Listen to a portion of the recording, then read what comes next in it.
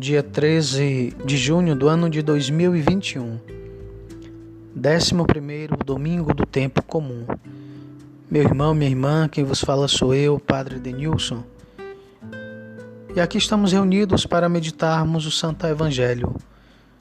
Evangelista Marcos, capítulo 4, versículos 26 a 34. O Senhor esteja convosco, Ele está no meio de nós. Proclamação do Evangelho de Jesus Cristo segundo Marcos. Glória a vós, Senhor. Naquele tempo, Jesus disse à multidão: O reino de Deus é como quando alguém espalha a semente na terra. Ele vai dormir e acorda, noite e dia, e a semente vai germinando e crescendo, mas ele não sabe como isso acontece. A terra, por si mesma, produz o fruto.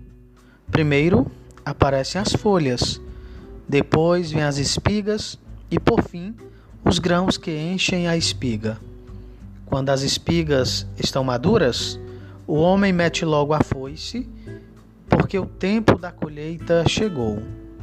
E Jesus continuou: Com que mais poderemos comparar o reino de Deus? Que parábola usaremos para representá-lo? O reino de Deus é como um grão de mostarda, que ao ser semeado na terra, é a menor de todas as sementes da terra. Quando o semeador a semeia, cresce e se torna maior do que todas as hortaliças, e estende ramos tão grandes que os pássaros do céu podem abrigar-se à sua sombra. Jesus anunciava a palavra usando muitas parábolas como estas, conforme eles podiam compreender. E só lhes falava por meio de parábolas. Mas, quando estava sozinho com os discípulos, explicava tudo. Palavra da salvação. Glória a vós, Senhor.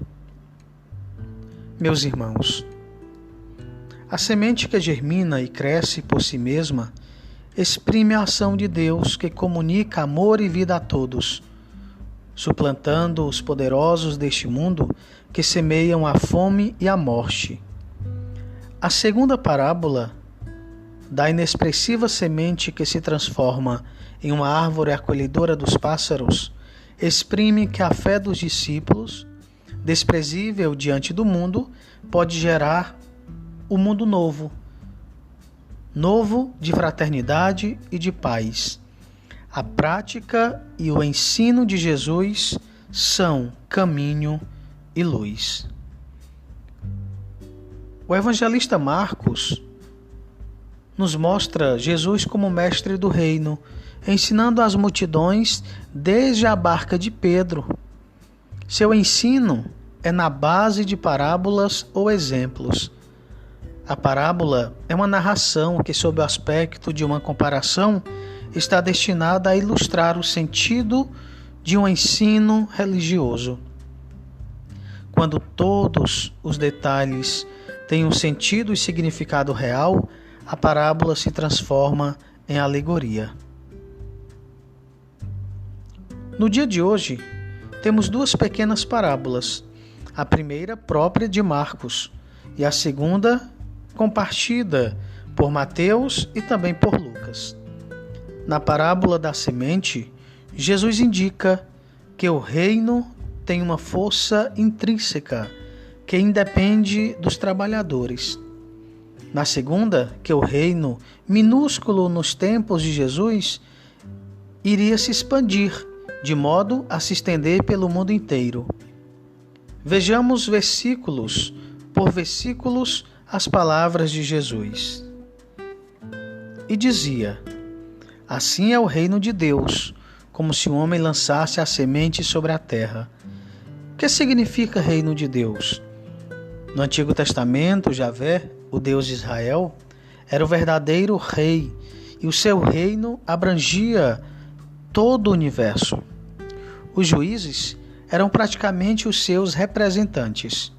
Por isso, o seu profeta Samuel, último juiz, escutou estas palavras: Não é a ti que te rejeitam, mas a mim, porque não querem mais que eu reine sobre eles. A partir de Davi, o reino de Deus tem como representante um rei humano, mas a experiência terminou em fracasso, e o reino de Deus acabou por ser um reino futuro escatológico, como final dos tempos e transcendente, como sendo Deus mesmo, o que seria ou escolheria o novo rei. Esse rei está chegando e tem seu representante na pessoa de Jesus e dos apóstolos. Nada tem de material geográfico e é formado pelos que aceitam Jesus como Senhor, caminho, verdade e vida. Por isso, dirá Jesus que o reino está dentro de vocês. A igreja fundada por Jesus é a parte visível desse reino, que não é como os do mundo, mas tem sua base em servir e não ser servido. O oposto do amor, que é serviço no reino, é o amor ao dinheiro. De modo que podemos afirmar que o dinheiro é o verdadeiro Deus deste mundo. A primeira comparação que revela como atua o reino é esta parábola de Jesus, facilmente entendida como tipo, e que finalmente veremos como protótipo nas observações. E durma e se levante noite e dia, e a semente germine e cresça, de um modo que ele não tem conhecido. É importante unir este versículo ao anterior, para obter o sentido completo da parábola. O agricultor faz sua vida independente e a semente nasce e cresce sem ter nada que ver com o agricultor, fora o fato de ser semeada por ele no início. Deste modo, Paulo pode afirmar: eu plantei, Apolo regou, mas era Deus quem fazia crescer. Aquele que planta nada é, aquele que rega nada é, mas importa somente Deus que dá o crescimento. Assim, a continuação dirá Jesus: pois por si mesma a terra frutifica, primeiramente a erva, depois a espiga, depois o trigo pleno na espiga. Quando, porém, tiver aparecido o fruto, rapidamente ele envia a foice, porque tem aparecido a ceifa. Não há nada a comentar, a não ser que o trabalho do agricultor é muito valioso e eficaz. Vemos como se reduz a semear e ceifar. A terra é a semente. A terra e esta semente fazem o resto. E dizia: a que compararíamos o reino de Deus?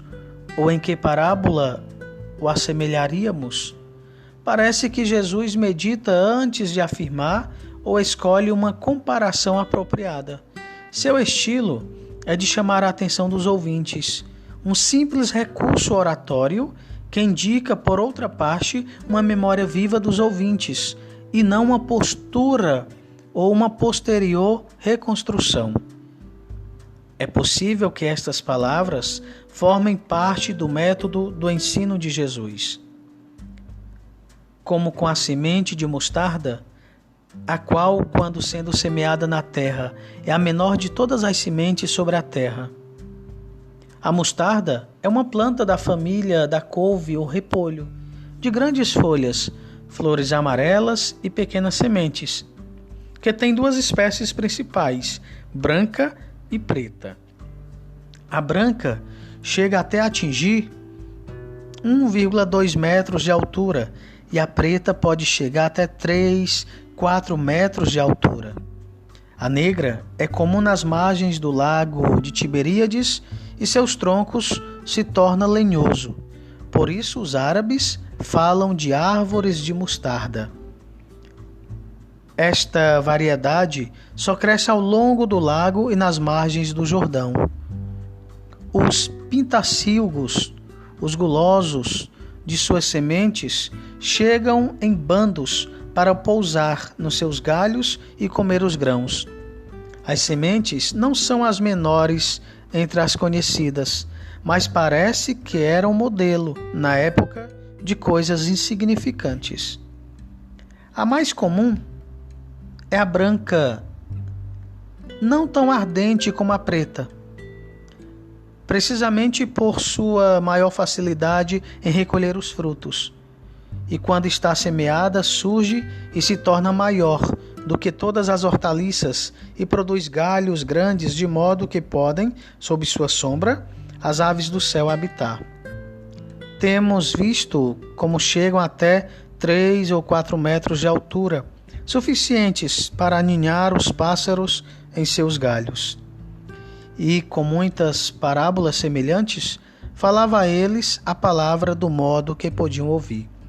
Temos aqui uma discriminação feita sem saber a razão de por que foi escolhida por Jesus.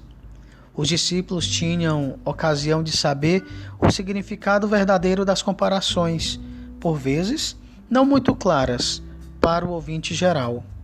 O caso mais evidente é o do semeador e os diversos terrenos em que semeia esta semente que vai caindo no chão.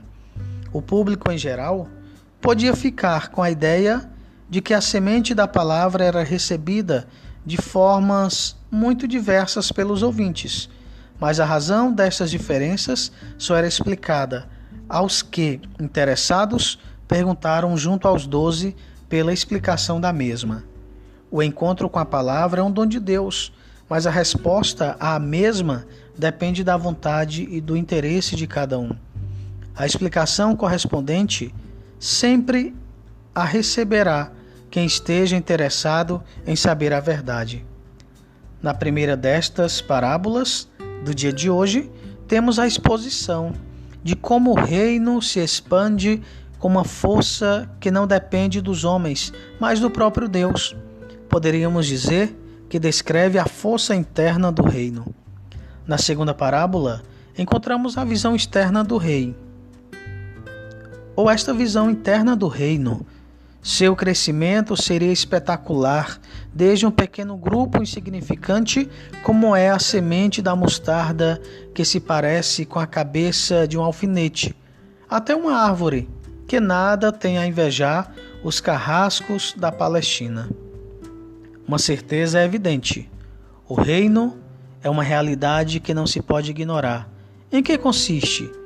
Jesus não revela sua essência, mas devido ao nome, estamos inclinados a afirmar que o reino, como nova instituição, é uma irrupção da presença de Deus na história humana, que seria uma revolução e uma conquista, não violenta, mas interior do homem, e que deveria mudar a religião em primeiro lugar e as relações sociais em segundo termo. Numa época em que revoluções externas e lutas pelo poder estavam unidas a uma teocracia religiosa, era perigoso anunciar a natureza verdadeira do reino. Daí que só as externas qualidades do reino tenham sido descritas, e de modo a não levantar reações violentas. O reino sofrerá violências, mas não será o violentador. Se quisermos apurar as coisas, poderíamos atribuir ao reino uma universalidade que não tinha a antiga aliança, mas isto é esticar as coisas além do estado natural das coisas e da narração de hoje no Evangelho de Marcos. Que Deus possa produzir na vida de cada um de vocês muitas bênçãos que descem do céu. Que o Senhor abençoe e que cada uma tenha um abençoado domingo. Que Deus os abençoe. Em nome do Pai, do Filho e do Espírito Santo.